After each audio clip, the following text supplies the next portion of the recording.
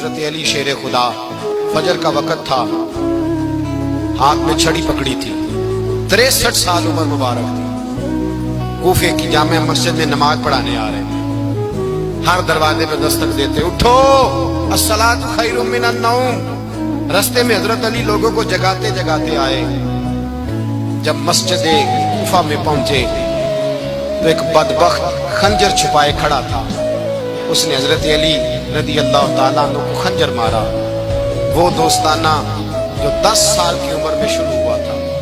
جب شیر خدا کو خنجر لگا تو پتہ لفظ کیا تھے؟ فزت برب الکعبہ، لوگوں رب کعبہ کی قسم میں کامیاب ہو گیا، میری زندگی دین کے کام آ گئی، میں کامیاب ہو گیا۔ حضرت علی کی داڑھی ساری لہو سے بھر گئی۔ حضرت شیر خدا فرمایا کرتے تھے، ایک دفعہ میں بڑا بیمار ہوا، میرے سے اٹھ کے کھڑا نہیں ہوا جاتا تھا، حضور تیمارداری کرنے آئے تو میں نے کہا یا رسول اللہ پتہ نہیں بچوں گا کہ نہیں۔ حضور نے فرمایا علی نہیں، تو اس وقت دنیا سے جائے گا جب تیری داڑھی لہو سے رنگین ہو جائے گی۔ شیر خدا کہتے ہیں جب زخم لگا تو میں نے نیچے جھکا کر دیکھا تو داڑھی لہو سے بھری ہوئی ہے، میں نے کہا بس وہی کامیاب ہو گیا۔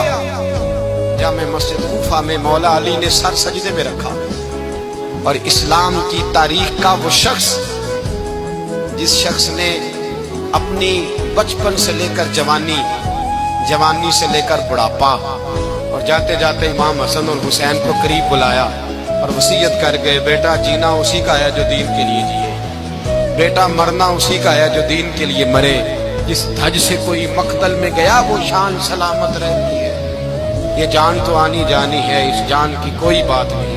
حضرت شیر خدا کرم اللہ تعالی وجہ الکریم خاتم الخلفاء تھے، ان پر خلافت اسلامیہ ختم ہوئی۔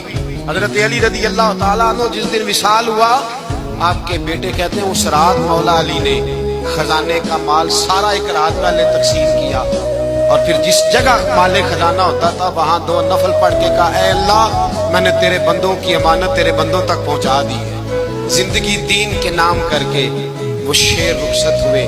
21 رمضان المبارک کی شام ڈھلی تو حضرت علی المرتضیٰ شیر خدا رخصت ہوئے۔